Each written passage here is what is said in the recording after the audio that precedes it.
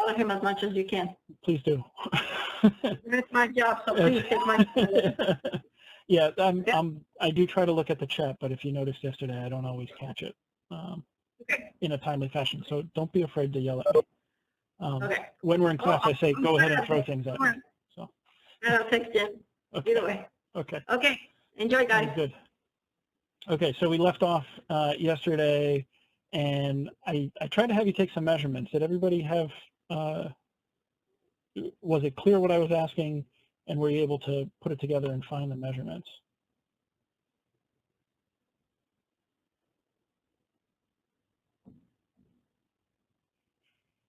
Not really. I got one measurement. Okay. Yeah, so in the, here, let me get a picture. I think I sent this along with the images that. Oh, I forgot to put them up. Okay. Oops. So let's do it now. That's fine. How do you share? Can you share content? No. Can you share a? Well, I have it up on the screen now.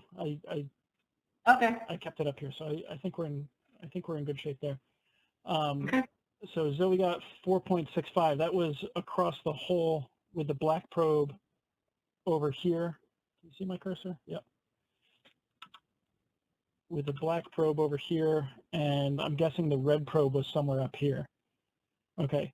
So the other two measurements I want are with the red probe. Black probe stays there. Red probe, move it down to the other plus sign.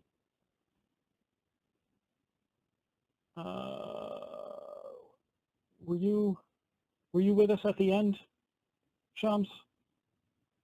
Did I say your name right? I hope so. After the gliders.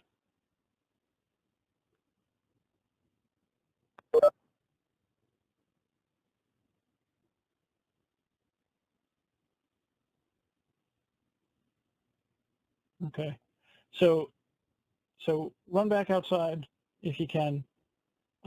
This is the kit, the solar kit, since I don't know where you're starting from, Shams. Oh, I'm sorry. Yeah, the tail end of yesterday, we started electrical. I'll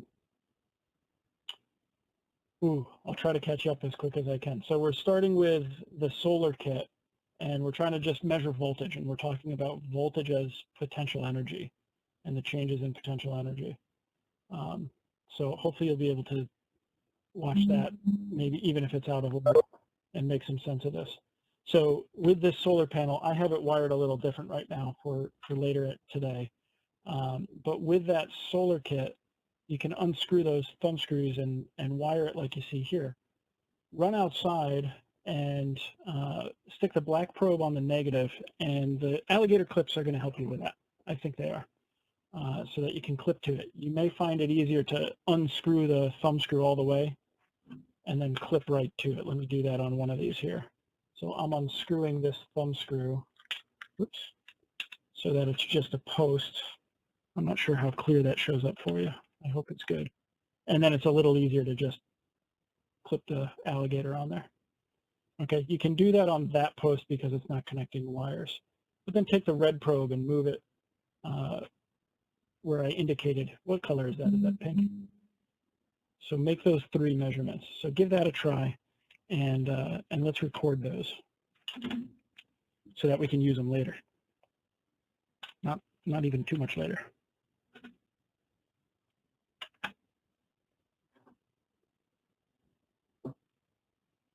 Oops.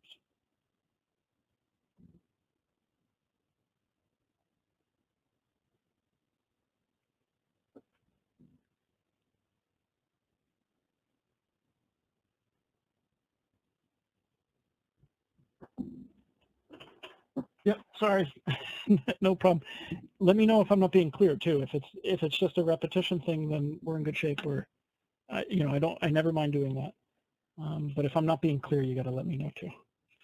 Okay, so we want to measure voltage again. And to measure the voltage, now I lost the thumb screw. I pulled off. It's clear for me. I'm hoping it's coming through clear for you. I unscrewed the thumb screw, and then I used the alligator clip to clip to it. And I found that to be easier. If you don't do that, you can try to clip it to the thumb screw, but it's a little harder to do. Okay, so black probe, 3 measurements. Black probe staying on the negative over here, okay? Then 1 measurement with the red probe on this positive, 1 measurement with the red probe on this positive, and 1 probe with the red probe on this positive. Okay, so keep the black probe fixed, and let's call this A, B, and C. Cool. Zoe's good. Everybody else good? Let me know.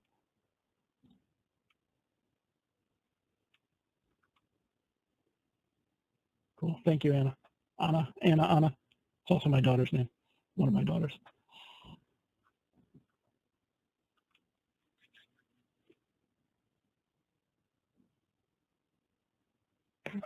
I have a question. Okay, what's up? So, do you see, like, in the picture that you have, there's a yellow wire connected to the positive and negative? Yep. This one I'm going to show you. Okay. Should I connect it? Uh, Not sure if you can see it. Yep, that's the one. Oh, so I have to, like, connect it? Okay. Yep, and the little wheels kind of screw off. Pronounce your name for me, just so I'm getting it right. Shams. Shams? Okay, thank you. You're doing, yeah. Okay. I try to get it right. I usually have trouble, with people pronouncing my. I'm sure it's not difficult. So I'm happy to try. Thank you.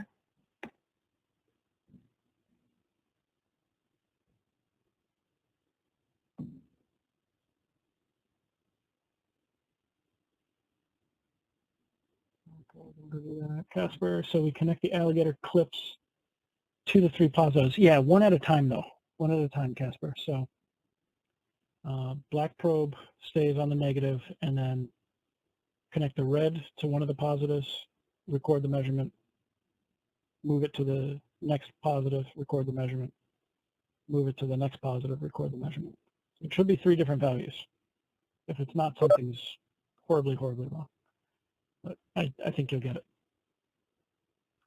Better?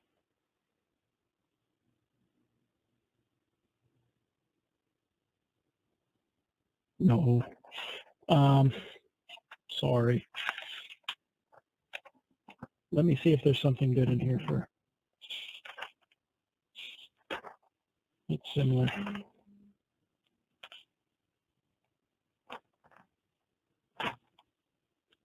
I'll try to make you a packet.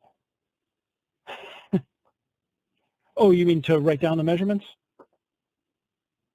Yeah, just write down the measurements on any piece of paper. And then I'll take all of your values and we'll write them down here on the screen so that we're working off the same numbers.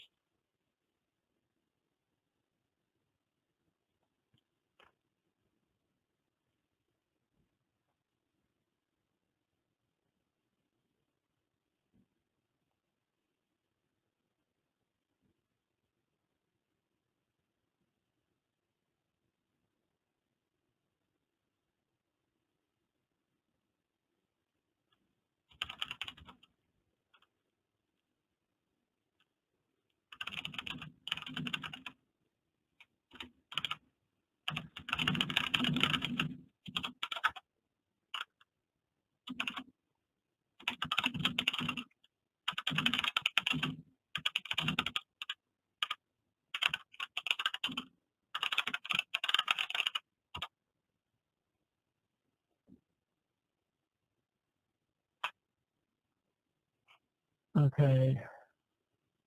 1.2 for A and B, that's concerning.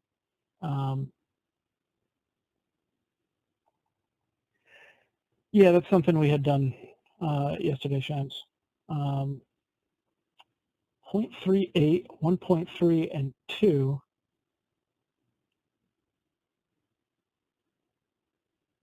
Those are a little low. Is it cloudy outside? It could be cloudy.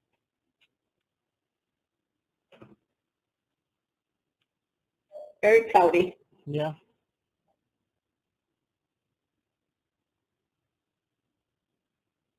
Yeah, what concerned me was the same voltage on A and B. 1.2.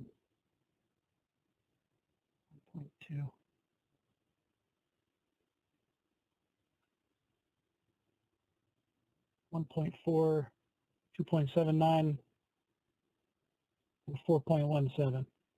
Yeah, that feels like that's in the ballpark. That's what I measured today, and it was overcast but kind of bright.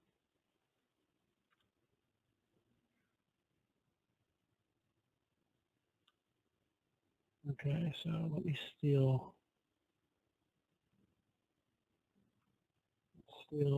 Casper's numbers. So 1.4, and I'm going to put a unit on it,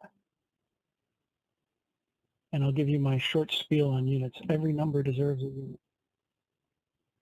So get used to thinking about what unit goes with the numbers. I think that it's a rating, but it largely depends on ambient conditions. So is it perpendicular to the solar rays? Is it a strong sun? It's a little cloudier at Zoe's house, it looks like. 1.06, 2.56, 3.97, but those are good numbers. That all makes sense to me. That feels like it's in the ballpark, so I'm happy with those. Okay, so what you're doing is measuring voltage. How can I adjust the numbers on my multimeter? Oh, and we talked about multimeters yesterday. Oh, I'm so sorry. So let's see if I can find, just so that she's not. Let me pull up the notes from yesterday.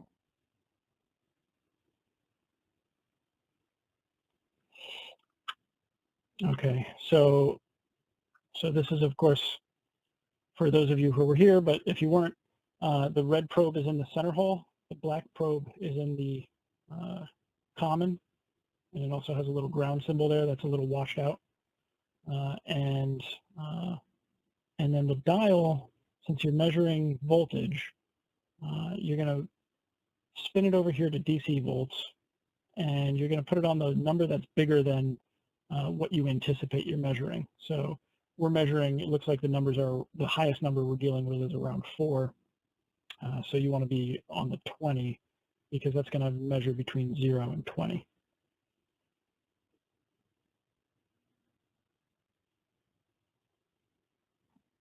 Okay, so hopefully that helps.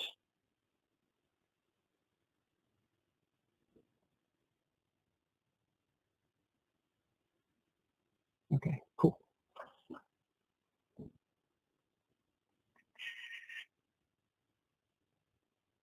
Okay, so we have these numbers, and what you've done in connecting the different solar cells, and I mentioned yesterday, quick, that we have 3 cells and we're going to connect them. We ended up connecting them in series.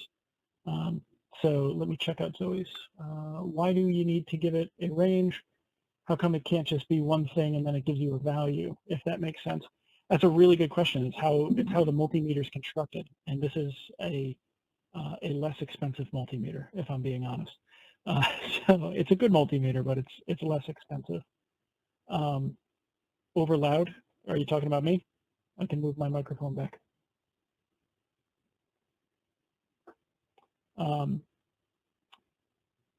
Overload. Yeah. Okay. I took it personally.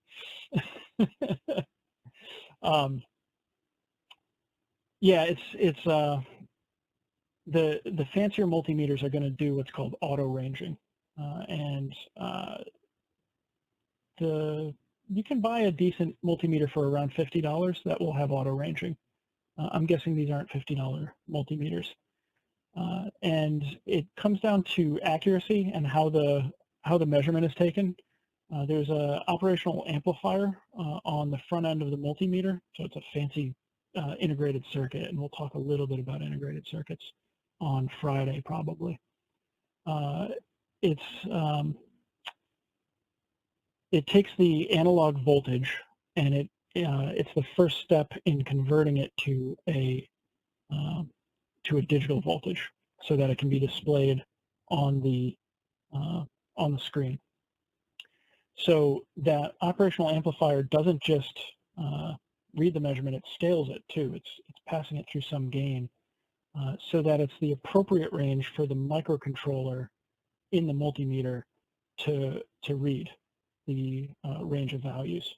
So you set that range to change the gain of that amplifier, so that the microcontroller, which is probably reading fixed 0 to 5 volts, maybe 0 to 3.3, depending on the type of logic, so that it's consistent. So you turn the dial to make the gain, change that amplifier so that it's in the range for the microcontroller. Fancier ones are going to say, "Oh, I'm overloaded," and then bump up automatically. But this one is a good kit for to start out with, but you have to do it manually. So it's a bit old-fashioned, but it's serviceable.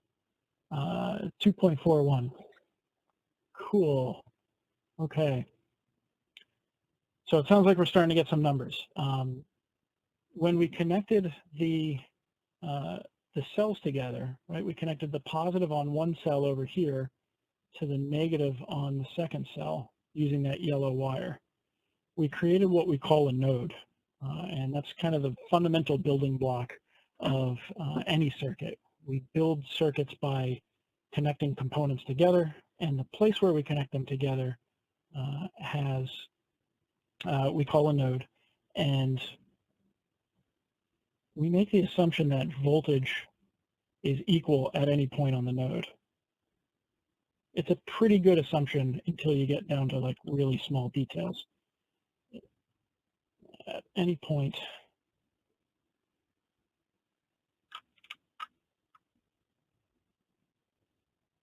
on the node.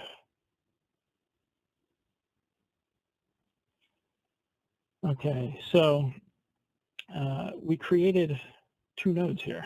And then when you connected the meter, we created some other nodes because the meter becomes part of the circuit. It has to, if it's going to measure what's going on in the circuit.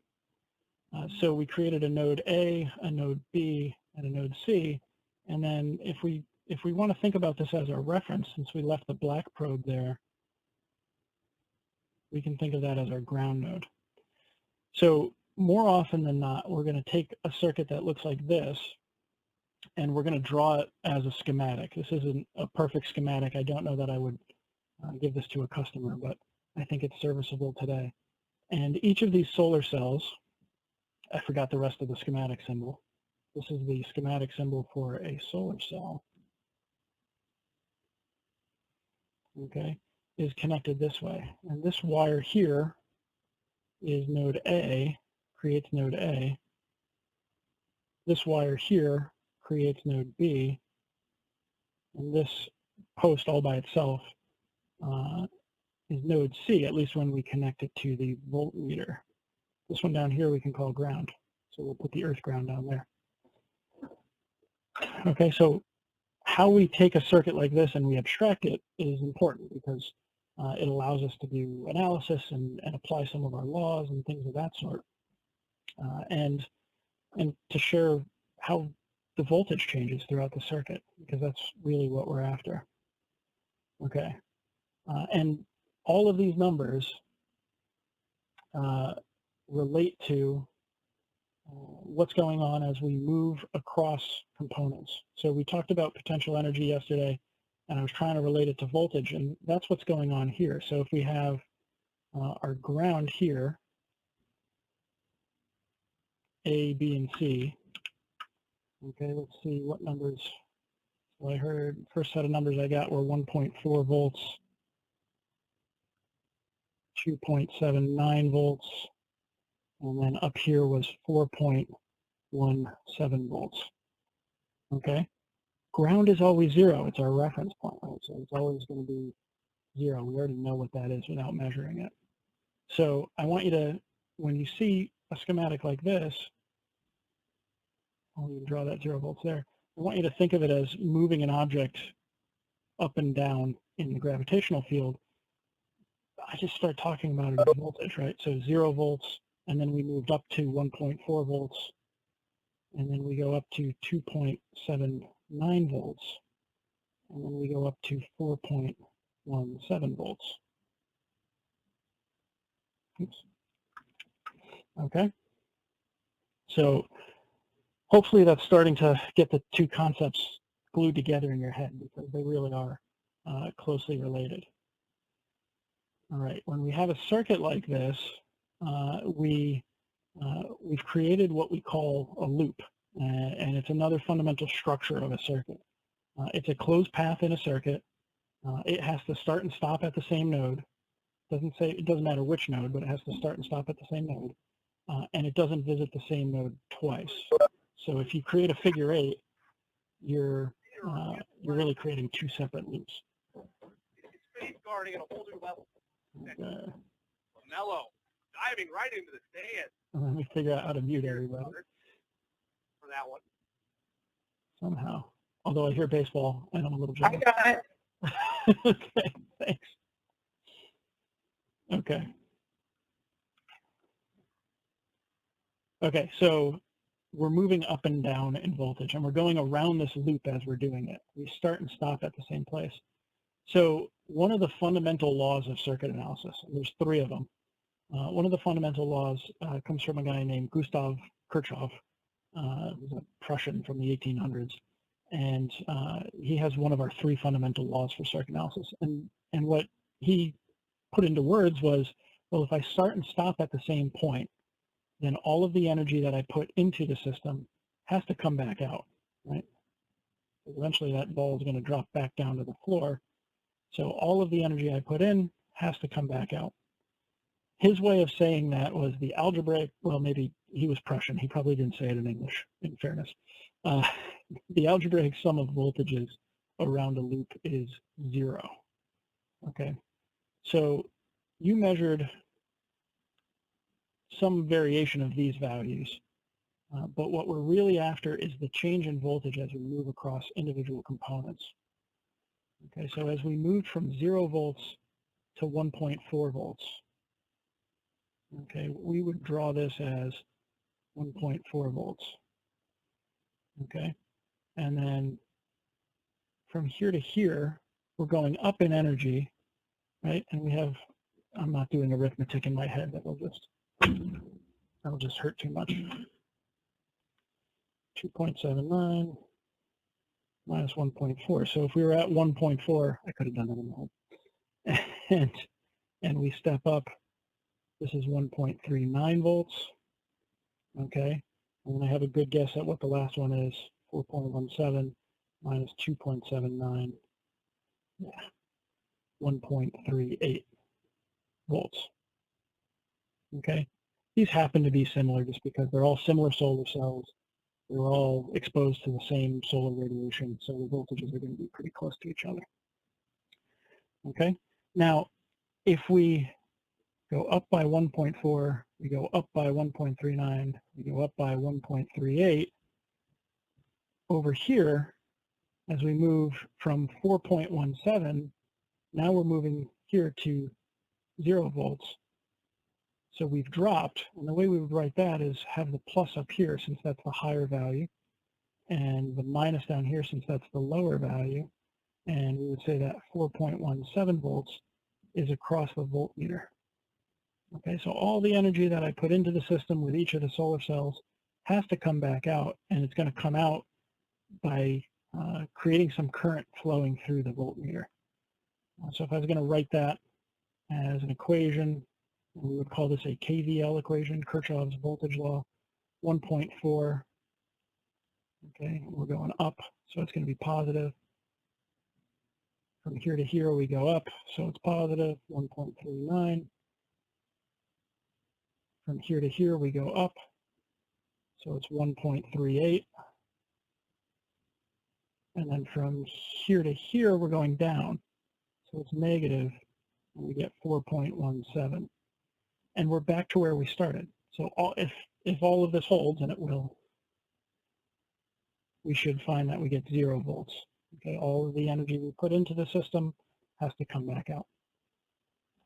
That's Kirchhoff's voltage law. So you're 1/3 of the way to knowing everything you need to know about circuit analysis. I kid, but really everything comes back to these three laws. Okay, so the direction matters. So I heard you, I think it was on Monday, what happens when you add the battery pack to the series? You'd get even more voltage. I think you should try it. It would be an additional source. Okay, cool. What'd you find out?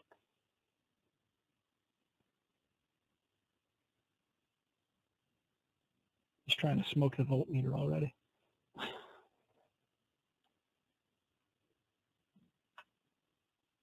Went to 6 something.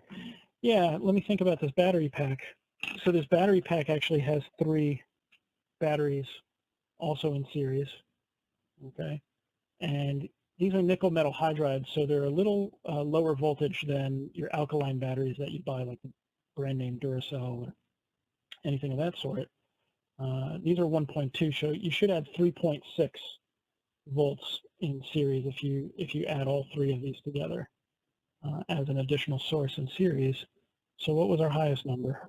4.17. So 4.17 and 3.6. I'd expect you to get around 7.7 total out of it. 7.7. You ended up to 6 something. You can charge them, and actually, I'm trying to give you basics, but there's a lot of neat experiments in these pamphlets. And if you wanted to charge them, or even charge them, now I'm picking on them. There is, in the solar power manual, there's a neat little circuit that they build. And I forget which experiment it is. It's one of the later ones. Lab 7, charging the batteries with a solar module. So if you want to play with that later, go for it. See what kind of charge you can put on it. So it's a type of charging. Nickel metal hydride can be trickle charged, where you allow just a really low flow of current, and it becomes a siphon where you're taking the solar energy that has a higher potential and the battery that's undercharged, and you're allowing charge to trickle slowly into the battery until that voltage rises up and the voltage is equalized and it's done charging. So that's probably what you're going to do with a solar cell in Lab 7 in the book. So that's a cool one. I like that one. I have an emergency solar panel to charge my cell phone too. So, but the cell phone's a lithium ion. There's some lithium chemistry, and you have to charge those a little more carefully. Okay, so the change from moving around the way that I moved around in that circuit changes the vector quantity. And I think it was on Monday when I was sitting in, I heard Professor Amaya talking about force being a vector quantity. And voltages too. It's not just the magnitude, it's not just the change in energy. There's a sign that goes along with it. And getting your signs right is really important. I had an old professor, and now I repeat his joke, although I don't think the students found it funny, where if you got the answer wrong by making a sign error, so if it was 4 and you answered -4, he would always say, that's the opposite answer. That's the most wrong you could be. So the sign is really important. He was an interesting guy to work for. Anyhow, so all of these signs are important. The direction matters. And if you measure backwards, you're going to get a different value. So you had been measuring the voltage like this, okay, with the black probe on the negative side and the red probe on the positive side. If you flip them around, I'll give you options. You can take a guess at what's going to happen, and you can go do it. You can run outside and just throw the multimeter on those posts and see what happens. Something happened with your volume. Something happened with my volume. Uh-oh. Now it's back to normal. Okay. Thank you.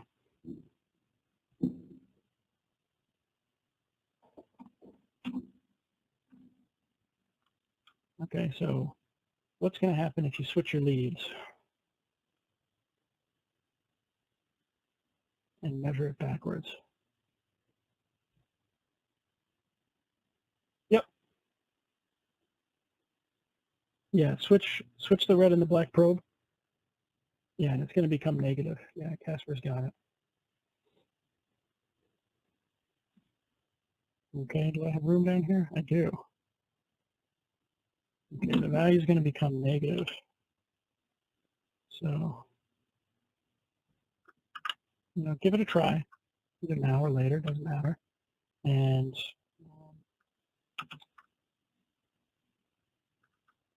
I'm going to make 2 of these.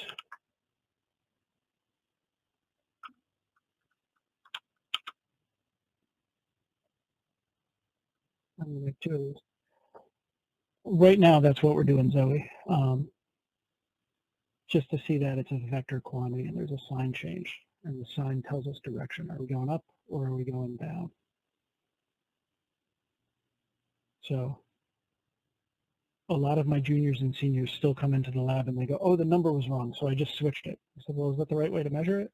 And they go, I don't know, but I got the right number, which is a horrible thing to say. So I'm trying to make you better, hopefully.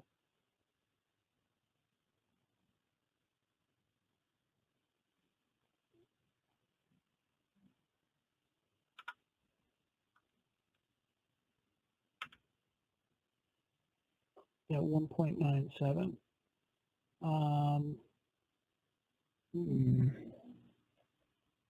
Get back to my picture. So that was with the black probe here and the red probe here. Let's do physical pictures. That might be, grab this. Okay. And it was positive. So I wasn't anticipating that. It would be red probe here.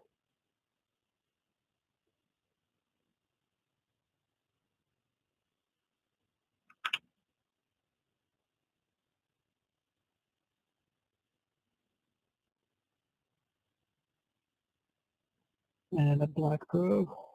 Because you're inside. Yeah, that's going to happen. The other thing you could do is with the battery pack, if you're inside and you don't want to run outside. Take the battery pack and on the 2 wires, washed out today, on the 2 wires, do red to black and black to red. So we can use some chemical energy.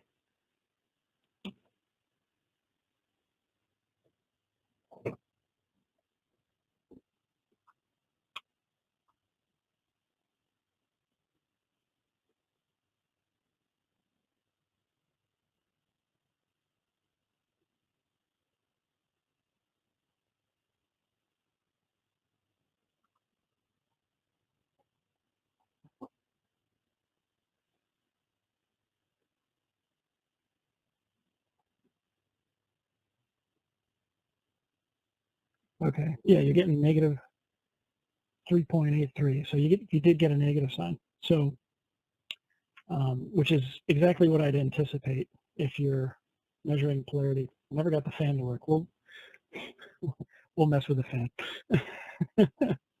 Casper's having fun. That's good.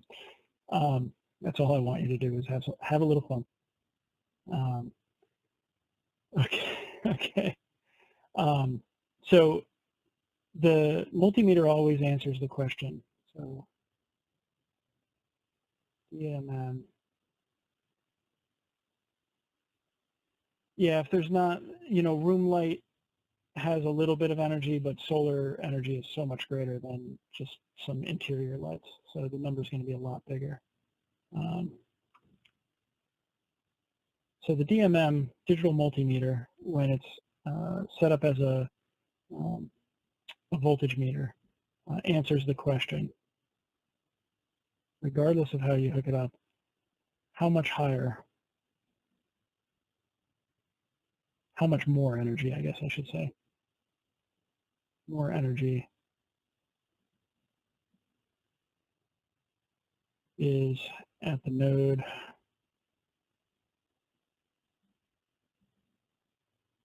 of the red probe.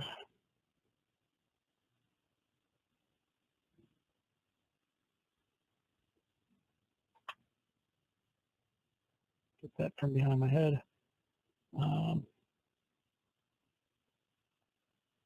In comparison to the node of the black probe. Okay, so it's always answering that question. So if we think about that in relation to, I'm going to figure out which way to move. If we think of that in relation to how we're stepping around this circuit and we're changing in potential energy as we move across our cells, and we think about that as our staircase,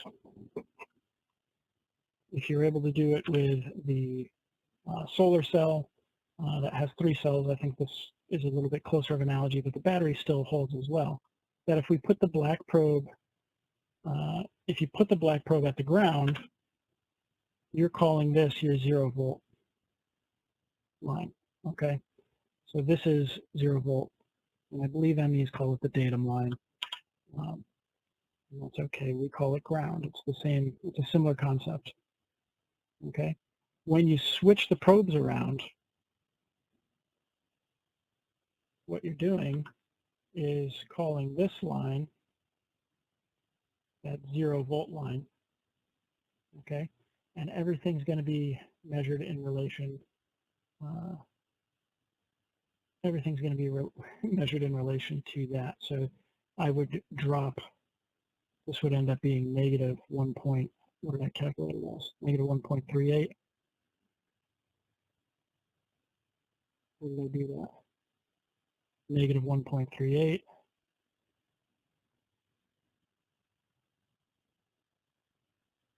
Negative 2 points. Again, I'm not doing this in my head.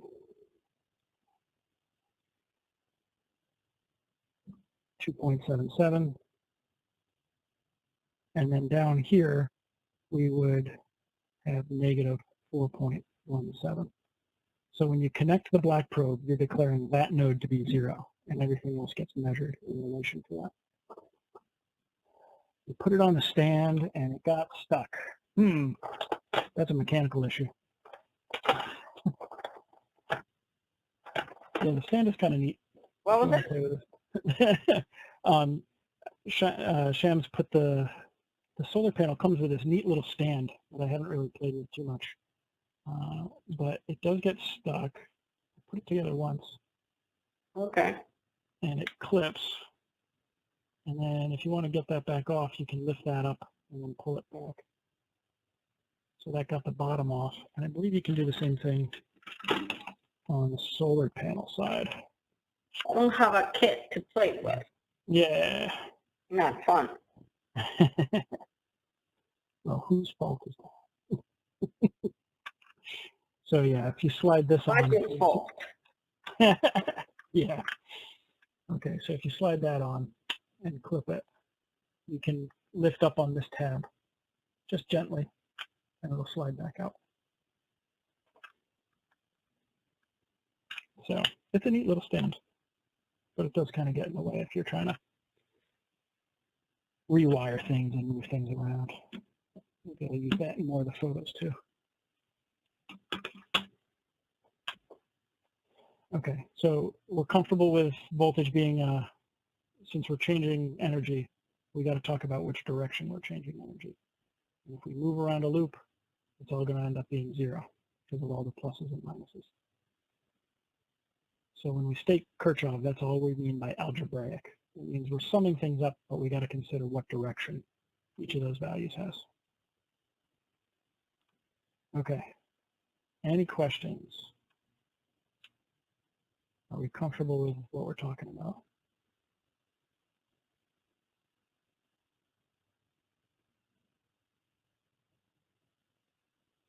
Okay.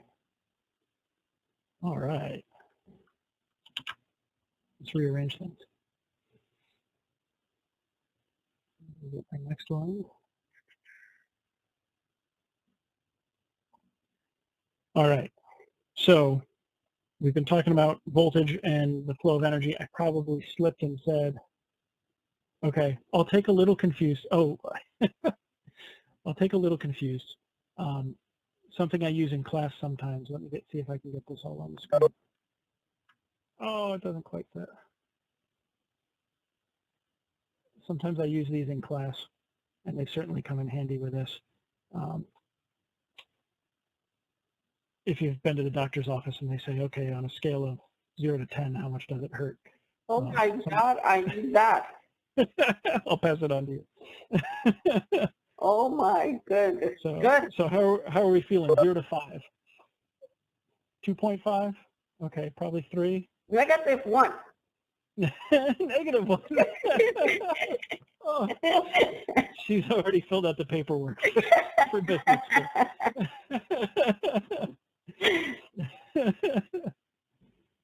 It's not a vector quantity. I love it. Okay, 2.5 and 3. If you're just being exposed to it for the first time, like that's perfect. That's right where I want you. 3.5-ish, that's awesome. That's really good. You know, all of this stuff takes practice. So if you're just hearing it for the first time, you know, and you're somewhere, can I point? Oh no, I go off the camera. And you're somewhere in this neighborhood, I'd say you're doing okay. So I'm happy with that. 4 from Juan, I love it. Okay, cool. Should use a meter to see where you are on the scale. Yeah. Yeah, I totally stole them from the doctor. I forget, maybe I found them online, but there's also a good chance I was like at one of my kids' doctor's appointments and stole it. So, hey, Sham's got the, good job. I love it. Okay, so let's, since we're feeling okay about it, let's go on and look at the next thing that we really have to have an understanding of, which is current. All of this energy is making stuff move, and the stuff that's moving, you know, in my little staircase pictures, the idea was, you know, you move a ball up the stairs, or yesterday somebody said you were doing a lot of ramps when you were talking about potential energy, and then you release the ball, and there's movement, and that movement is the ball rolling down the ramp or falling off the edge of the stairs. When we talk about an electric circuit, the thing that's moving is charge. So there's a couple ways to talk about charge, but that flow of charge is what we call current. So if there's some movement of charge over time, we call that current. So it's a flow rate. So I want you to think of that maybe as water flowing through a river, or in this case, it's going to be individual bits of charge flowing through some kind of conductor. So this is, I find MEs are much better artists than EEs, and I apologize profusely for that. But if we think of this as a wire, and I took a cross section of the wire, then we can think of positive charge flowing. I have it flowing to the right. I think that's to the right for you, unless my screen's flipped. It's flowing to the right. And then the negative charge, these are the actual electrons, are flowing to the left. So if you go way, way back, when electricity, when the folks in Europe were still trying to figure out electricity, they knew something was moving, but we didn't really understand the little bits of an atom yet. So they picked a direction, and they said, we think that that direction is the positive direction. And they picked wrong. And for centuries, we used what's called conventional flow.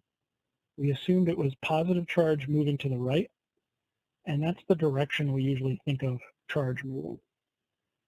Well, fast forward a few hundred years, and now we know what an electron is, and we can keep track of where it's moving. And it turns out that it's the thing that's actually moving is the electron, and it's moving against it. So electron flows to the left. There was a big push in the 1980s to try to move from conventional flow to electron flow, and it failed miserably because there's just too many things that are, too much literature that's written with conventional flow. So these positive charges don't actually exist. I know, right? So they just got it wrong. You know, they flipped a coin, 50-50 chance, and we're still living with the consequences down the way. All right, so this is the stuff moving. It's a little less intuitive, I find, than you know, a ball rolling down a ramp, because you put one ball at the top of a ramp and it rolls to the bottom. And then you pick up the ball and you put it back at the top of the ramp and it rolls to the bottom. And you have this kind of discrete thing that you're moving around the system. With an electric field, you're always taking an electron from one side and putting it on the other. So it's a lot like a siphon. If you've played with a siphon, where you're pulling a little bit of water out of the tube, and that pulls the next bit of water, and then you pull a little bit more, but you've got to replenish it from somewhere. So with two containers in a siphon, you have a big reservoir to pull from. With an electric circuit, if you make a loop of wire, you're just pulling from one side of the wire and sticking it in the other, so it becomes this circuit. It goes around and around and around, and that's the flow of charge. Okay, so I want you to try to measure current, and this is not a good way to measure current in any other circumstance. Okay, and I'll tell you why in a moment. But with the solar cell and probably with the battery, although I should try it before I tell you to do it, we can get away with this. Okay, so same circuit. I took this outside this morning on my deck, and you can see I still have the same yellow loops there. So everything's still in series, and I have the black probe here, and I have the red probe over here. And then the change I made to the meter, and we talked about this yesterday, that the meter, this meter, you can measure low current without moving the red probe. So the red probe should be in the right place. But I changed the dial here. I can't even read those letters, so I'm not going to ask you to. But it looks like I set it on, it says 200 M, and the M stands for milli. So it's 200 milliamps.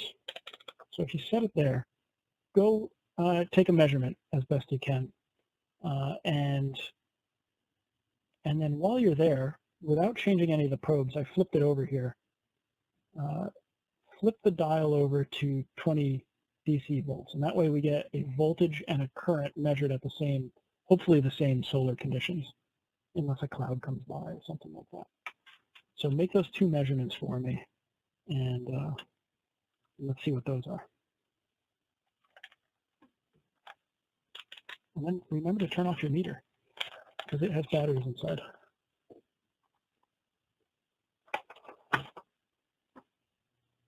I do have the alligator clips on, mostly because then it freed up my hand so I could use the camera.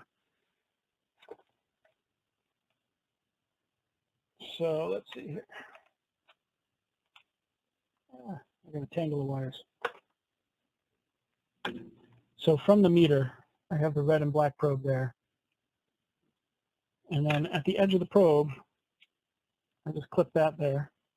And if you're being good, you keep the colors the same so you don't get confused. And then I took the other side of the alligator clip and I clipped it to the panel. Go on, 200 in DCA. Yep, that's right, Zoe. Oh, I'm sorry. If I stay still, does it get better? Or I can, hold on, I can get bigger. I can make myself big. But now we've got the Vestar behind me. Okay, let me get everything on the camera. Is that better? Cool, thank you. Okay.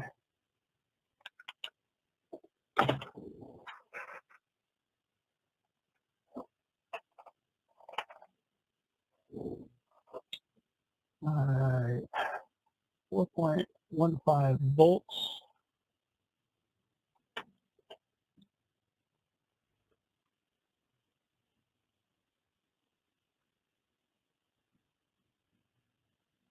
Okay, and 10.1,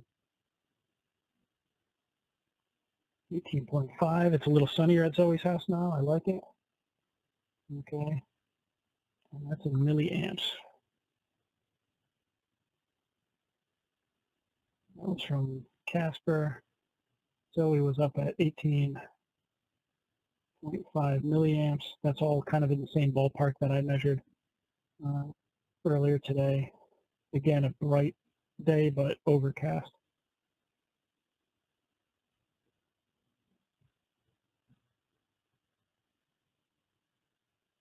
Okay, and then also measuring voltage, we got 10.1, nope, 4.15. Knew it sounded too big. 4.15 volts.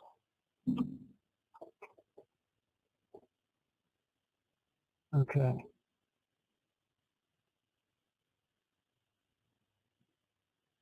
All right, so those are good numbers.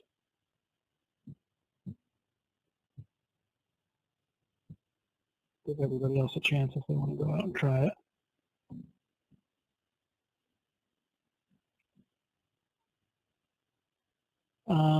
I can try. Give me one moment to find it.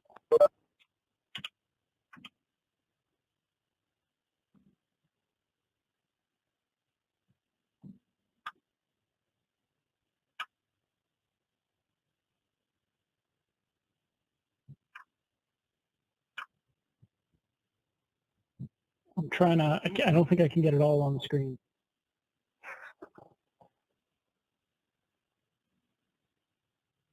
Yeah, just 4.41 and 22.22 dCA. Yeah, so the unit is going to be milliamps, because we know that with the range, we were talking about range earlier, it's going to be between 0 and 200 milliamps. So whatever reads up here is going to read in milliamps.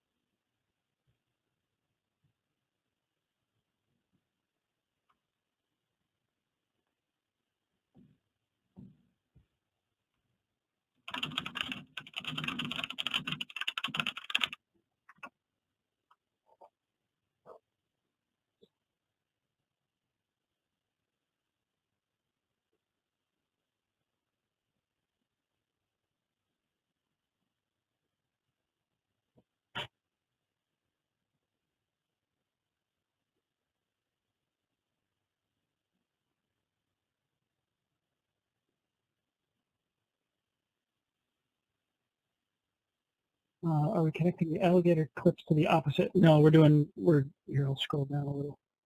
We did that once just to play with polarity. But for now, I'm sticking red to red and black to black.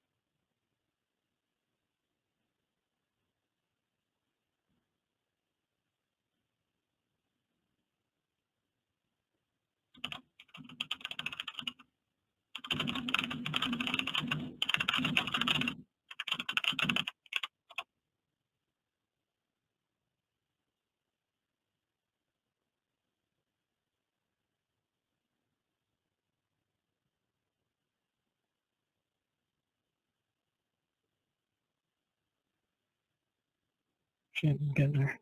She's going to get numbers. They're going to be great.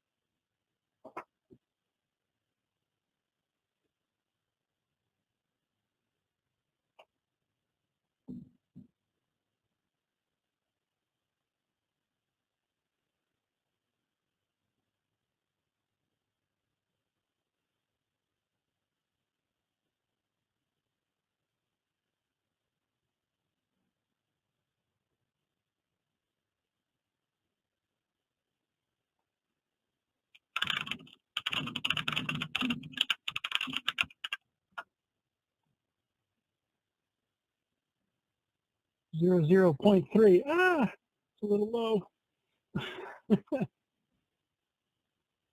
a little low. What could be going wrong? If you got 0.3. We've got the 2 yellow jumpers. If it's face down, I have it shown face down here to show connections. There's no sun on it. So, sorry if that's not clear. Flip that panel back right side up to get some sun on it. And it should get a little bigger. You can see I had it face down and I got 0.4. So that's my best guess, not being there with you. Cool.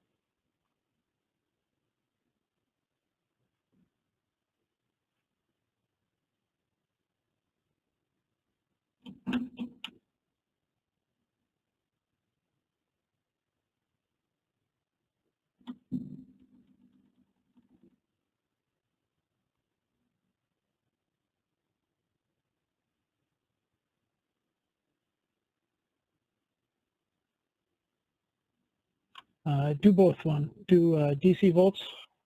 So I would put it on the 20 for DC volts, and then also measure current. And these meters, you don't need to move anything other than the dial.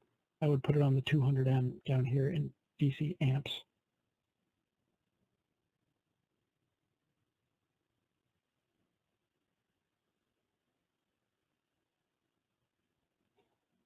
That's okay, as long as we get some numbers that are 1.20 and 1.1 volts. That's on the low side. 0.5, that's still pretty low. It's still pretty low. Who had numbers earlier? Josiah had some good numbers. And so did Casper. So let's look at those. 0.8. Okay. So when you're taking these numbers, you're making sure this side of the solar panel is facing the sun, not this side. This is kind of just all the guts and all the wiring. Yeah, that's what I had a feeling you did.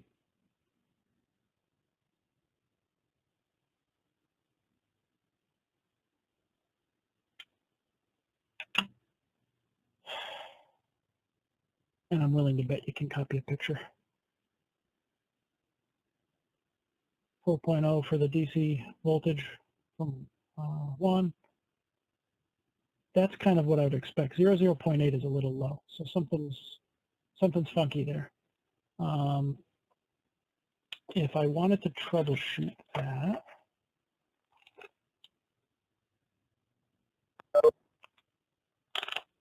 my first step would be to make sure things are connected. I don't know how well I can show you this. Where'd my black probe go? So without moving the probes, if I was going to troubleshoot it, this is something I would usually do in the lab with you. It's hard for me being remote. I would set the dial to the section that has the omega. Let's see if I'll make myself big again. Okay, so I'd have that dial pointed straight down to this section that has the omega, and I would put it at the 200 because it's the lowest value. And then I would take the red and black probe, and I would touch either the red or the black to this set and just make sure that I saw a 0 on the meter to see that these are actually connected. And then I would do the same thing over here, and I would look for a 0 or something pretty close to 0 to see that these two are connected.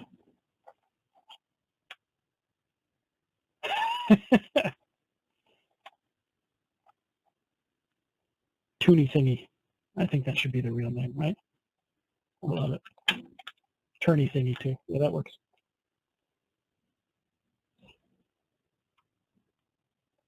Okay, so let's go with the numbers we have and see where that gets us. Okay, so we've measured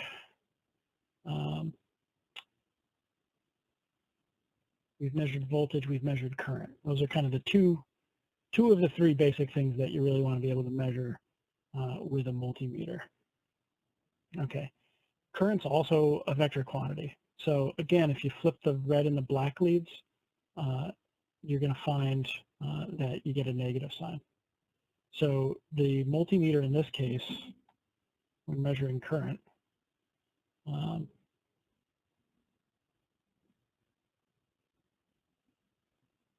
Always reads current flowing into the red probe. And that's conventional current. Everything we do is conventional current. If you go into physics, or if you really start to study semiconductors, you may find that you're more interested in electron flow. But for electrical engineering and any kind of wiring, most of the time you're going to be dealing with conventional. So the digital multimeter always reads conventional current flowing into the red probe. It's behind my head.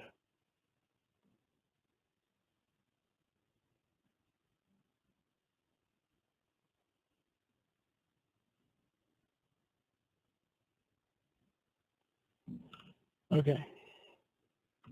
So in the circuit that you have in front of you now, that looks like this, everything was in series. Okay. Everything, all of the cells shared a node exclusively. So this negative, so let me get the picture again, since that was bigger, if that's going to work out better. Oops. Come on, scroll.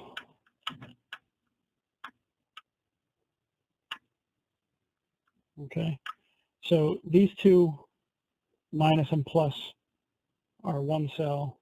These two minus and plus are another cell. These two minus and plus are another cell. To wire them in series, we added these yellow jumpers, and we created this node. And they're the only things connected to that node. And because they share that node exclusively, we say that they're in series. Okay, so this cell is now in series with this cell.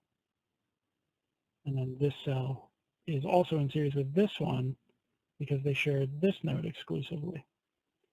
Okay, so how we connect things in a circuit changes the way we analyze it, and it changes the way current flows and voltage rises and drops. So it's important to know how things are connected and when to recognize how they're connected in one of these two ways. Most of the time when this is taught, at least the way it was taught to me, and I think a lot of students come into my class with a lot of misconceptions, a lot of times you go, well, we're learning about series connections and parallel connections. Well, if it's not series, it must be parallel. And if it's not parallel, it must be series. And this is something that I have to, ooh, Sham's got numbers. Yeah, those look like good numbers. Nice. Yep, and they're in the same ballpark. I like it. Okay, we're going to come back to those numbers a little later, but I wrote a couple of them up on my pad for safekeeping. Okay, so series and parallel. They're not mutually exclusive. So when I teach it, I like to talk about things being in series, things being in parallel, things being neither, or there's one special circuit where they can both be in series and in parallel. So, so I like to talk about it as not just series and parallel, but series, parallel, neither, both. Okay, and we played with the series components. Two components are in series if they share a node exclusively, so nothing else is connected to them. They're in series. Two components are in series if they're in series with a third component. Okay, so we can have a whole string of things that are in series. And you like my typo? So we'll underline that so we can spell check it later. It's fat fingers on that one.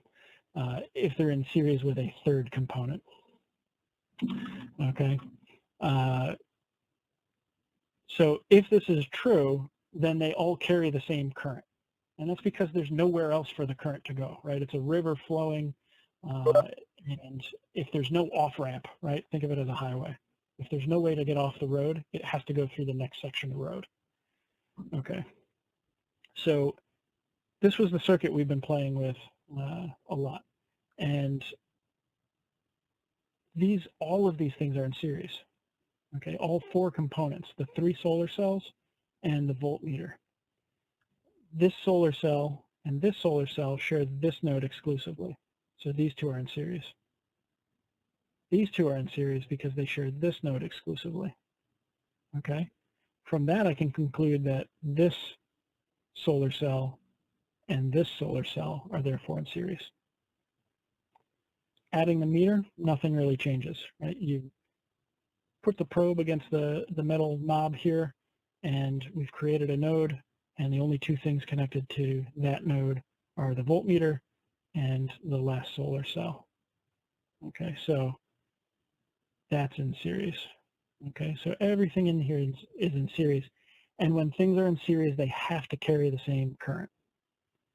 So when you measured the 1 current across by putting the probes across the whole circuit, we knew we were measuring the 1 and only current in the circuit because there's only 1 loop and everything's in series. Okay, so that's series. Let's go play with parallel. And we're going to rewire. So let's see, which one am I on and which one do I need to go to? Okay, so this is how I have my solar cell wired now. And I had 4 yellow wires. I'm hoping you do too in your kits. I lost my thumb wheel from earlier.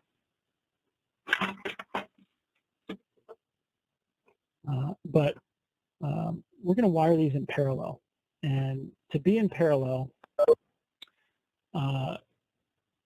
2 components, or more components really, it doesn't just need to be 2. We're going to do 3 in this case. And then we're going to add a meter, which is 4.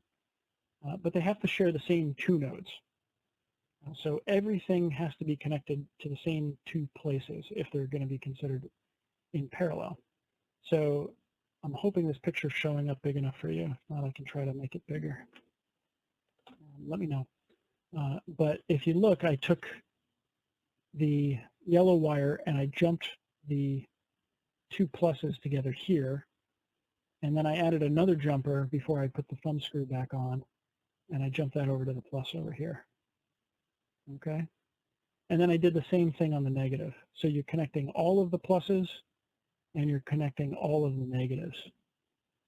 Okay, so take a moment and rewire your circuit so that all of the solar cells are in parallel.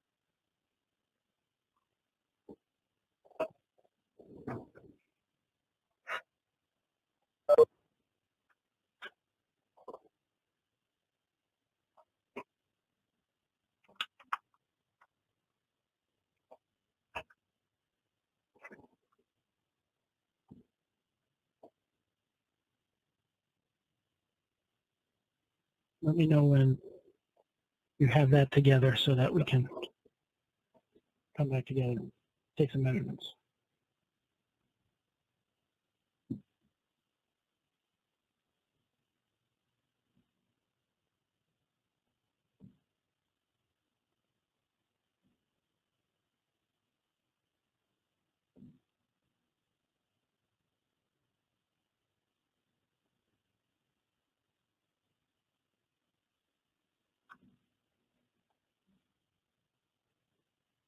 All right, Zoe's got it.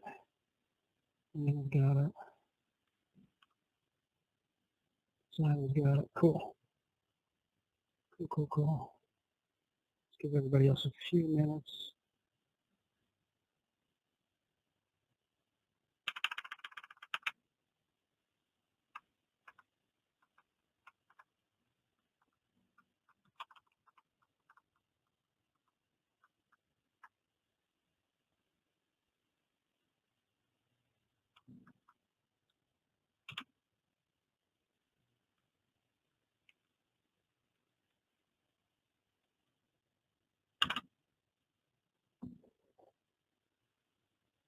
Okay. So if you're done with that, Juan's got it. Cool. Okay, if you're wrapping that up, then I want you to go take the same two measurements. Okay, I want you to take voltage and current for measurements. And you can do that measuring at the same thumb wheels, but right now you only have two nodes in your circuit. You have the positive node and you have the negative node because they're all interconnected.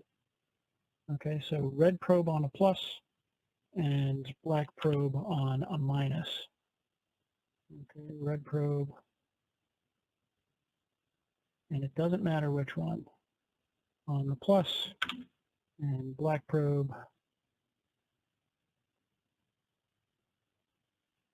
on any of the minuses, and then measure voltage and current.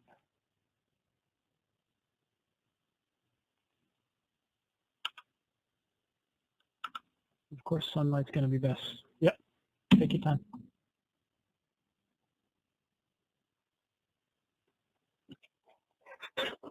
I'll pick on you, lowercase m, capital A, Casper, but we're going to pretend that was fat-fingered.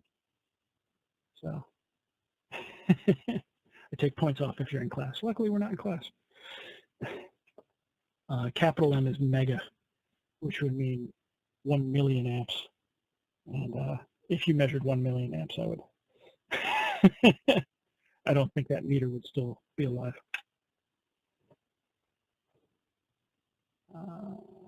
0.92. Okay, that's reasonable if it's not too sunny. That sounds like it could be okay. 1.38, that's in the ballpark. I like that. 1.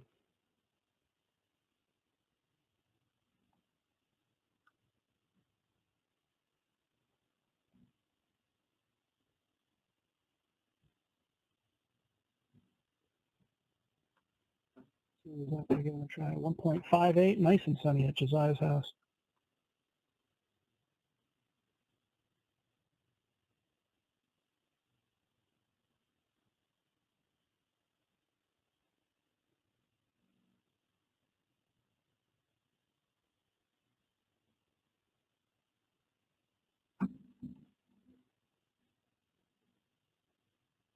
Just a few more minutes on that.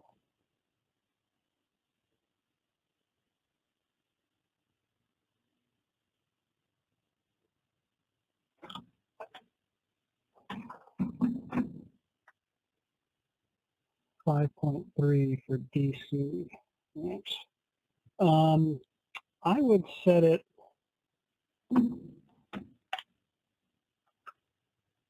I would set it to the 200M. You might set it to 20M if it's going to be 20 mils. If it's going to be below that, I might even start at that. I would set it to 20 milliamps, and then if it doesn't overload and go out of range, it should give you a better reading. Give that one a try, Josiah. That might give you a more accurate number. Here, I'll make my camera bigger. When it goes out of range, this particular meter shows just a big 1 like that. Other fancier meters might actually spell out the word overload or out of range or something like that, but this is the indication that the voltage is out of range for this meter. 21 out of range. Okay. Okay. So then, yeah, so at that point, go up to 200, and that's the best we can do.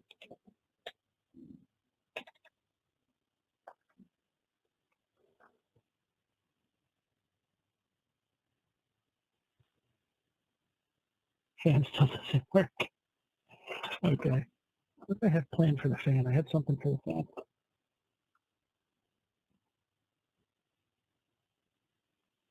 Is it hot out? You taking the fan out with you? Okay. Ooh, I like Zoe's numbers. Oops, and I'm dropping stuff. I like Zoe's numbers a lot. Okay, 92.1. Some of the amperages seem low to me, but let's see what happens here. So we got, for current, we got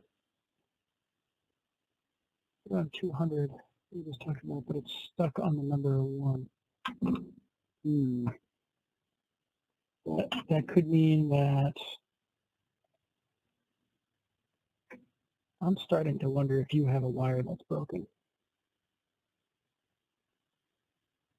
Because a wire being broken might prevent current flow. In the previous one, you were getting really low numbers, or your panel could be done. I'd love to be there to troubleshoot that for you. And Casper got the fan working. Good. Let's see. Here's numbers. We've got a wide range here. I'm hoping the power ends up being consistent, but it sounds like some of our numbers are all over the place, which is a little bit interesting. So let me, I always felt from the back of a napkin in my head like they were okay. So let me write those down. 1.75 volts. Man, that was really sunny at her house.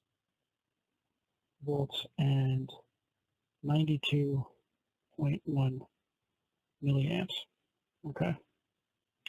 So lower voltage, but higher current.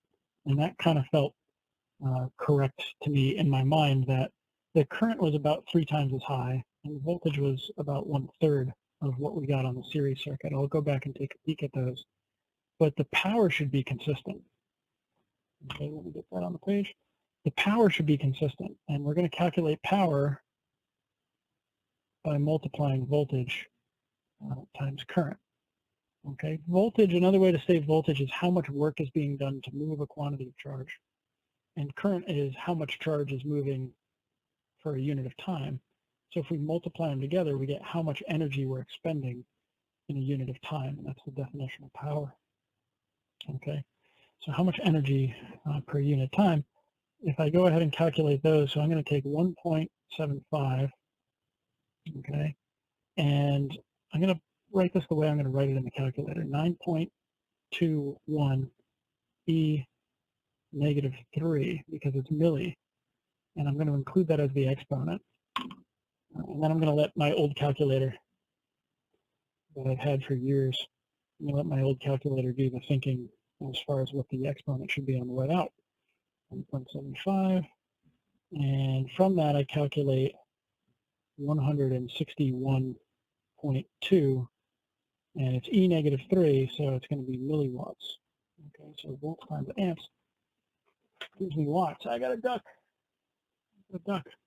So what I'm hoping is that if we go back and we look at the other one, 88 DC volts, that's concerning. Oh, 0.88.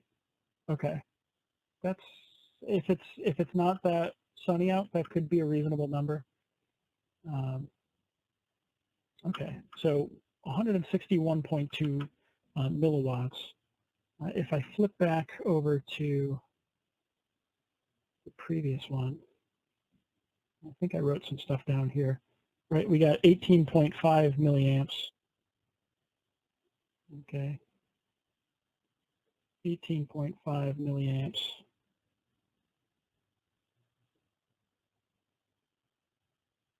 And 4.15 volts. I'm doing this live with real numbers. This could go horribly, right? But conditions could have changed between the two experiments. Yeah, I can't see out my window, but I think it was kind of overcast for me earlier today. 4.15 times 18.5 e negative 3, and I got 76. That's lower. Ooh, milliamps. All right, it's hard. We might not be comparing apples to apples in this case. And some of the numbers look like they were all over the place with different people getting different conditions. But we should be able to get similar power output, whether we wire the solar cells in series or we wire them in parallel.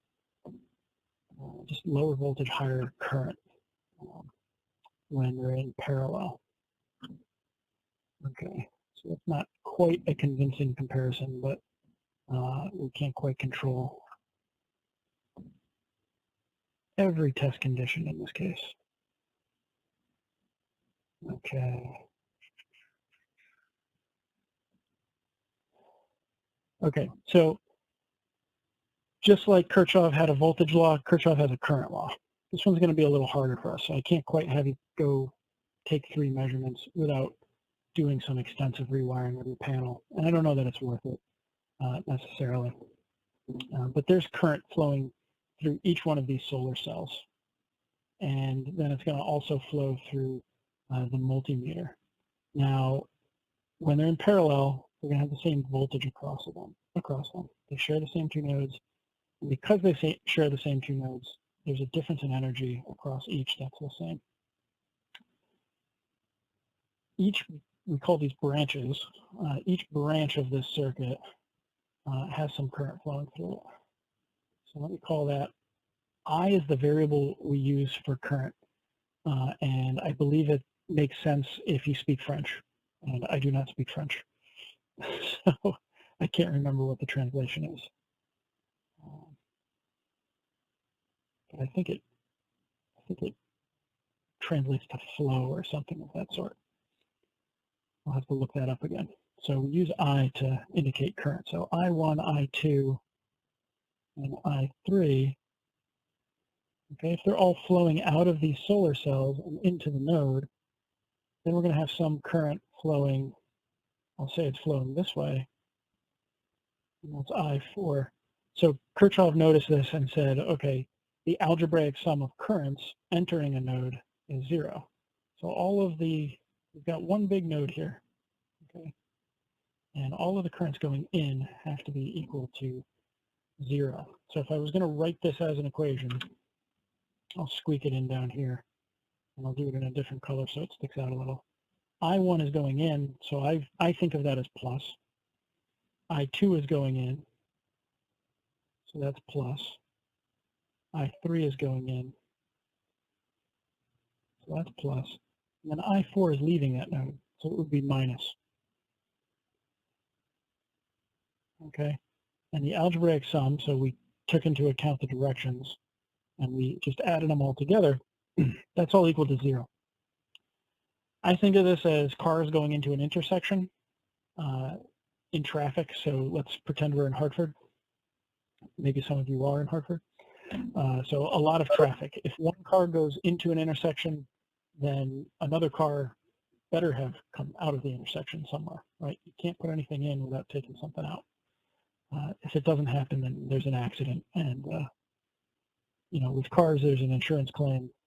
With electrons, you broke physics. And, you know, don't try to break physics. Okay.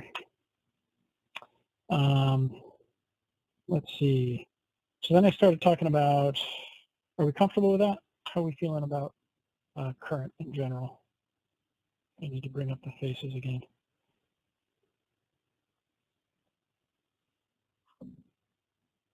It's going to be a lot better outside. The energy from the sun is going to be a lot stronger, and you're going to get much better readings from the solar panel. Okay. So the idea of current, how are we doing overall?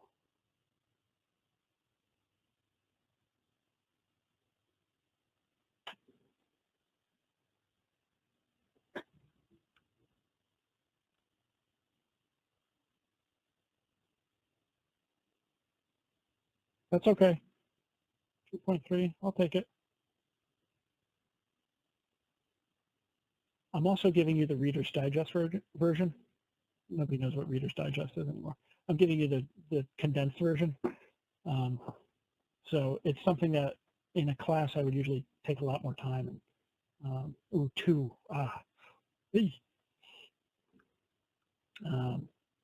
and practice it. So we're doing okay with current for the most part. I got to win Juliana over a little more.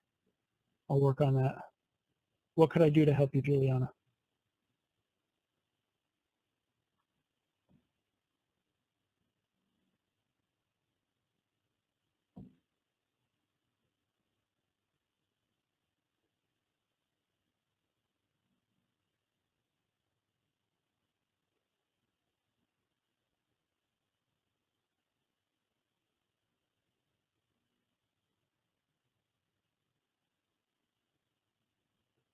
Okay.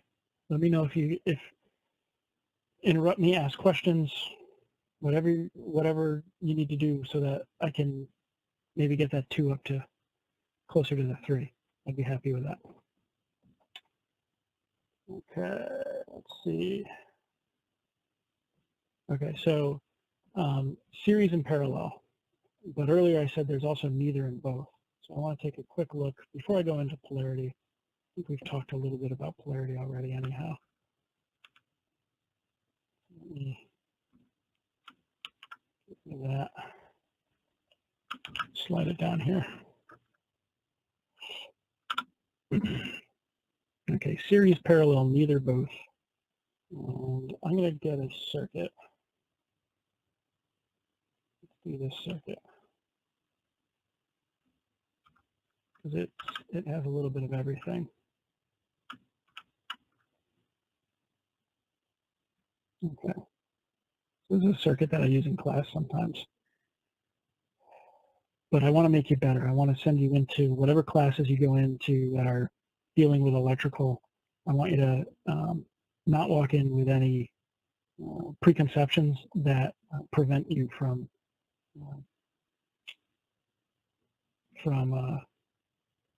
moving forward in the class and understanding the material. 9. I'm not sure what you mean by 9. About 2. Okay. We'll keep working on that. Okay, so let's play with this circuit a little bit here.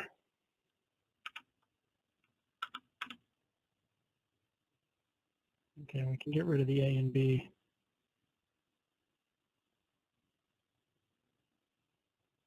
Do a little touch up there.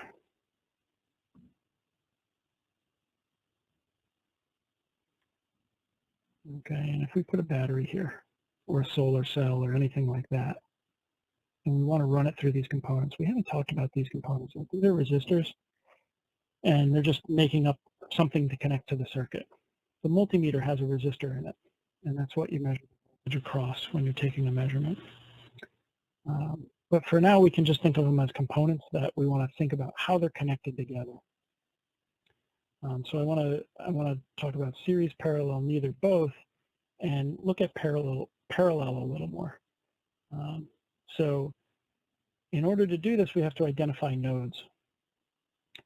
Any 2 places that components are connected together. And you're going to do this in any of the kits when you connect them with 2 wires, or when we do the snap circuits tomorrow, when you snap 2 things together, you're creating a node and you're making an electrical connection between those two components.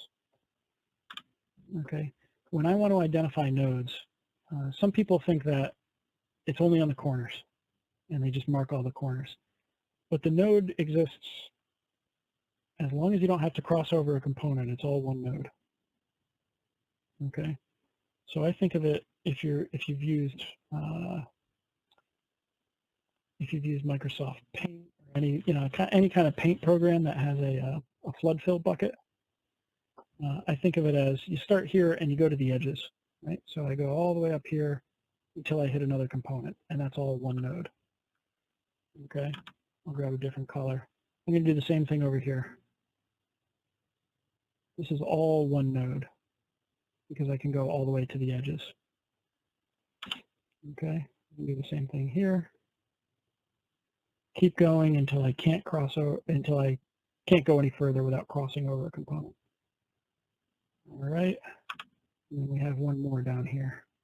All of this is all one node.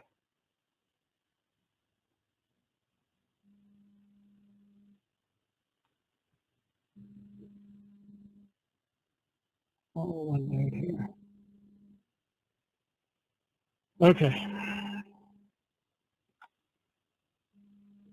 So I usually play a game. I say what's in series and what's in parallel.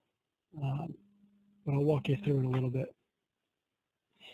So we're looking for anything that's in parallel has to be connected to the same two nodes. So these two 4 ohms are connected to the red and connected to the green. Okay, so these two are correctly, we can correctly state that they're in parallel. Let me get my brush size down a little again. Okay, so these two are in parallel because they're connected to the same two nodes. One of the misconceptions that I fight is that the 6 ohm and the 4 ohm are not in parallel.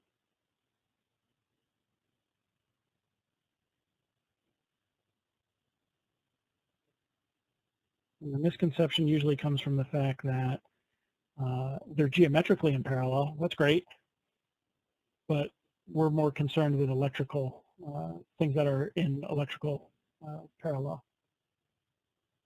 Oh, no, Zoe, we lost Zoe. We looked at some power, and we've been talking about series, parallel, needed both. No, that's okay, Zoe, it happens. So I brought up this circuit, and we're looking at, we identified the nodes. Okay, so we have a blue node, an orange node, a red node, and a green node. The 4 and 4 are in parallel because they're connected to the red and the green. But the 6 and the 4 aren't electrically in parallel. They're geometrically in parallel. But the 6 is connected to the orange and the green. And this 4 over here is connected to the red and the green. So because they don't share the same two nodes, they're not in parallel. Okay. There are a couple components in series. Anybody want to take a shot at what 2 components are in series?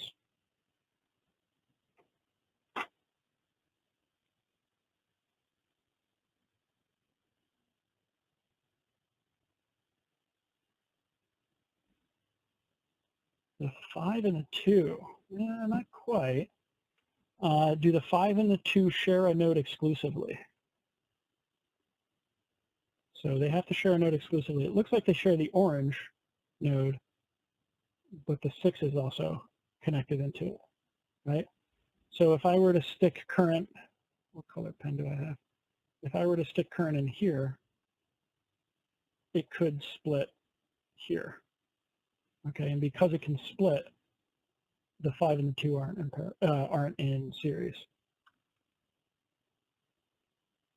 The 2 and the 4. Okay. 5 in the battery, or whatever it may be. Yeah, that's a battery. Yep. Yep, the 5 in the battery. That's the one I'm looking for. Okay, those are the 2 components that share a node exclusively. They share the blue node exclusively. So any current that flows in here is going to be forced to flow through there. Okay, and that tells me that these 2 are in series. Okay, so Casper said the 2, the 4, and the 4. Yeah, so the 4 and the 4 are in parallel, and you can combine those together, and then that combination can be in series with the 2. So you can start to play games like that, which you might be getting at, Casper, which is good. You're going like you're one step forward here. But those aren't two components that are related to each other. That's a combination, but it's a good combination. You're 100% correct. Okay. So there's some things that are in parallel. There's some things that are in series, but there's mostly things that are neither. Maybe the 6 and the 2 could be related.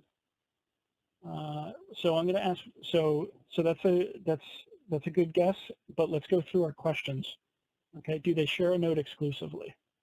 So the 6 is connected to the orange and the green, but the 5 is also connected to the orange, and the 4, and the battery are also connected to the green.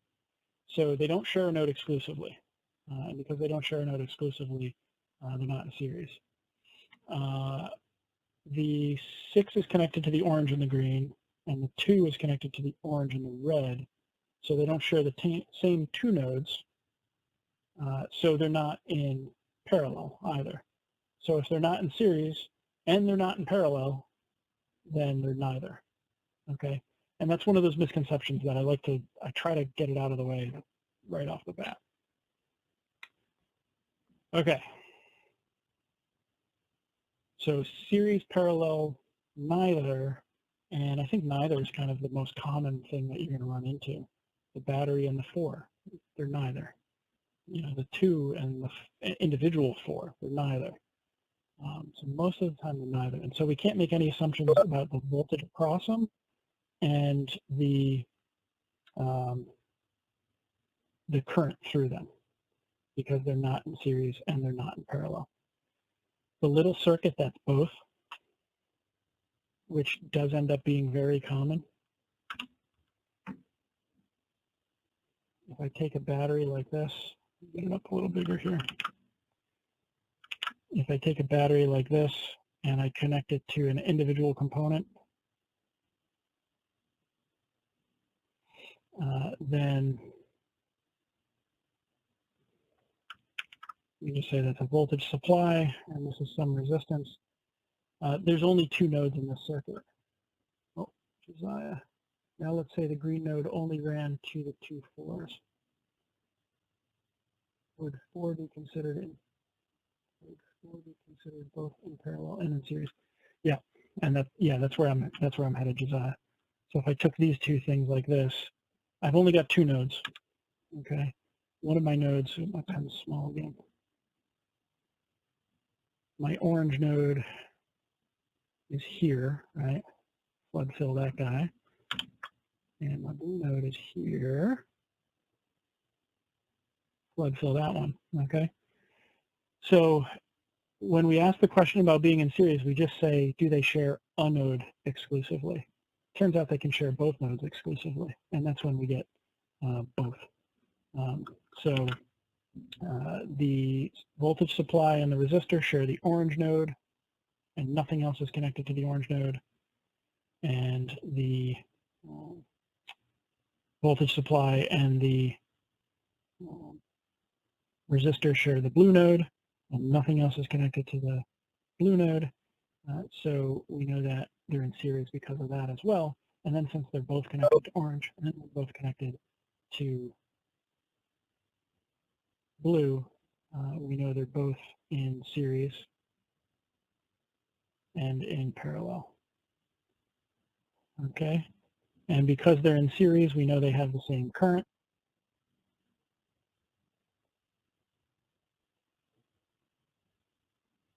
And because they're in parallel, we know they have the same voltage. Okay, so this is series, parallel, neither, both. And that's why I like to include the both, because this is the simplest circuit that we can possibly build. Okay, are we comfortable with some of that? Let's play this game again. Series, parallel, neither, both. I don't expect you to be experts at it. I usually beat my students up for like 2 hours just on this topic. So if you come to my class, we can look forward to that. I look forward to it too. I'll take 3s. I like 3s. Perfect for the first day. 3.5, 4, that's awesome.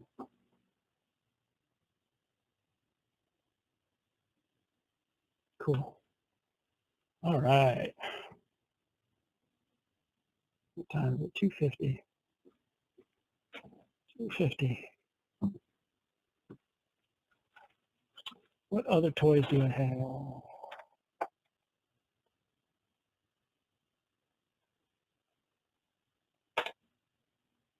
The fan, yeah, we're totally going to do the fan castle. But I don't think I have. I might have. Let me see if I have pictures of it. Did I get far enough to get pictures of it? Oops. Okay. Yeah, just barely. Cool. All right. Is it hot where you are, Casper?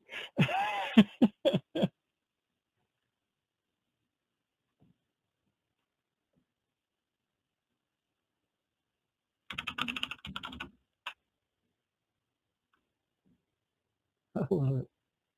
It is a little warm down here for me. It's my basement. It's usually cool, but like July, August, it gets a little warm. Plus I have all these lights on me. Okay, let's play with the fan, but let's play with the fan and the LED. Okay, and then I think that will probably bring us.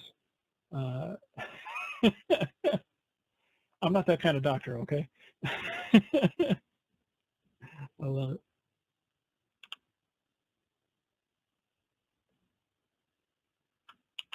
You're welcome to ask any of my students. I like having a little fun in class, and if we're all laughing, this stuff goes down a little easier. This can be a pretty dry topic, trust me. Okay, so polarity matters. Let's start out by playing with a fan so that Casper can equalize his temperature there, and and see what's going on. When we talk about polarity, I got to make sure I'm looking at the same thing you are. You got too many windows open. When we're talking about polarity, we're talking about the direction of energy change, and we're talking about the direction of current flow. And these two things are pretty closely related, and I'm kind of building up towards relating those two when we start talking about how voltage and current play together. So let's see. So the direction, polarity, we talk about the direction of energy change and the direction of current flow. So let's build a little circuit with the fan. And the fan's a pretty complicated little thing. We can use the battery because it's cloudy. And if I was going to draw this as a schematic, the fan's really a motor. So the schematic symbol for a motor is going to be a circle with two little squares on either side like that. It's going to be our motor. Okay. And then this will be our battery pack. And actually there's another symbol for a battery pack. This is a single cell battery, but our battery pack has multiple cells in it. It has 3. Okay. Usually don't see 3 drawn, but if you want to indicate a multi-cell battery, you usually just get another pair of lines like that. Okay. The long bar tells you which side has more energy, and the short bar tells you which side has less energy. So that tells me the direction of energy change. Okay. Now, these two things, how are these, okay.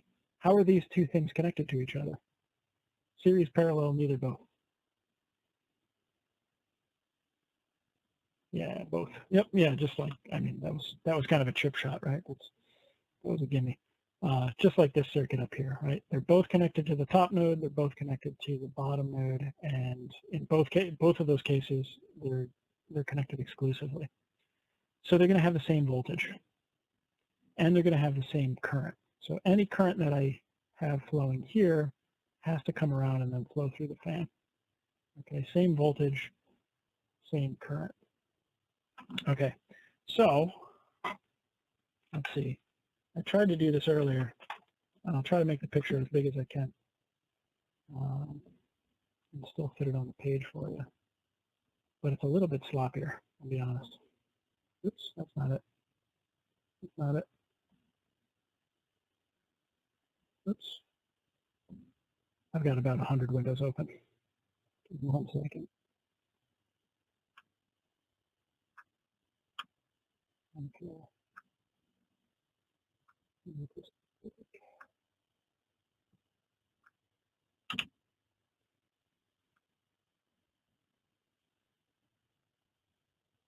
All right. Welcome to my messy desk.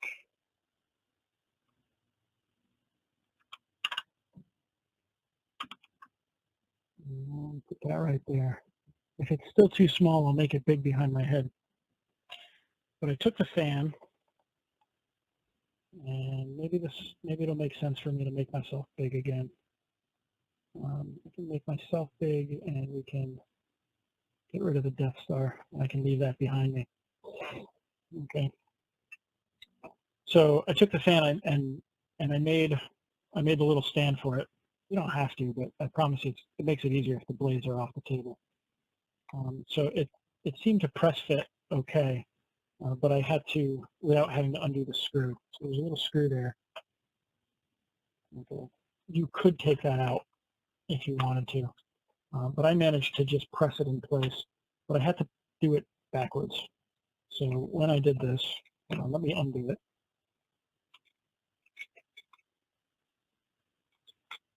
Okay, I had to stick the wires in. So I stuck the wires through, and then I pulled it all the way through. See how long my arm is. Okay, and then just kind of squeezed it into place there. Took a little bit of force, but not too much. Well, that was actually pretty good. Okay, I bet you already did that. All right, and then the little stand on the bottom was a twist. So it looks like that. Come on, autofocus. It looks like that, and the hole in the base, they go together, and then they just twist on like that. And then you have a little stand that you can set up on your desk. Okay. So polarity matters, and we're going to change the direction of current. We're going to do it for this, and we're going to do it for the LED. I think that's going to be, it's going to make for a complete day, I think. I'll be happy with that.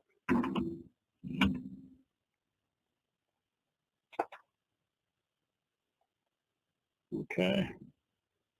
So now the other side of the fan, we've got these two little rings. They screw into the solar panel pretty nicely. I don't think it's behind the solar panel. Fan does go burr. You can connect these two to the solar panel, but I'm gonna connect them to the battery using alligator clips. If you wanted to run it off the solar panel, you could get it on it's the same kind of ring terminal for those thumb screws. Oh, there's my other thumb screw. Love it.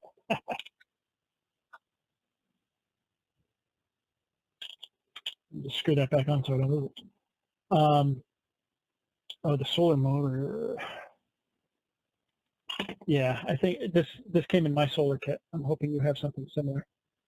Everybody's blue. I know our batteries are all different colors from yesterday. So, yeah, that should all be in the solar kit. We're going to play maybe a little bit more with the solar kit tomorrow, depending on what we do today, very briefly. And then I want to take all these concepts. The snap circuits are cool. There's so many cool circuits you can build in there. But I feel like it's kind of paint by numbers. I'm hoping that we can take some of the concepts that we learned here and we can go look at them with the snap circuits. So that's what I'm hoping to do for the next 2 days. Yeah, they're totally cool. I have a 6-year-old son who plays with the snap circuits, and he's been eyeing that kit. And I was like, no, you can't touch it until after I'm done with this. So, yeah, they're pretty neat.